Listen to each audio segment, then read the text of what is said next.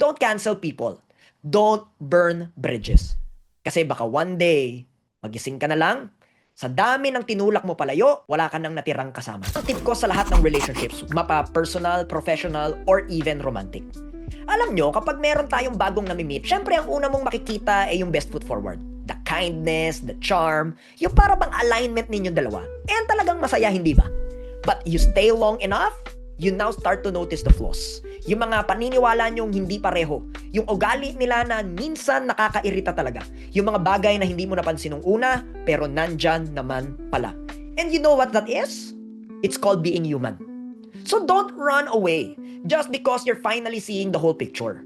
Real relationship begins where admiration ends. When you choose to stay, not just because of their strengths, but despite their flaws. Kasi kahit sino pa yung pinapangarap mo, wala ka talagang makikitang perpekto.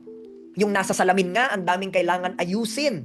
Ibang tao pa kaya? Because mature love means staying when it's no longer easy.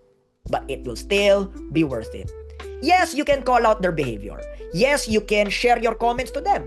You can disagree with grace. But don't condemn. Don't cancel people.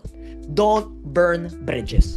Kasi baka one day, magising ka na lang, sa dami ng tinulak mo palayo, wala ka nang natirang kasama. It is about commitment.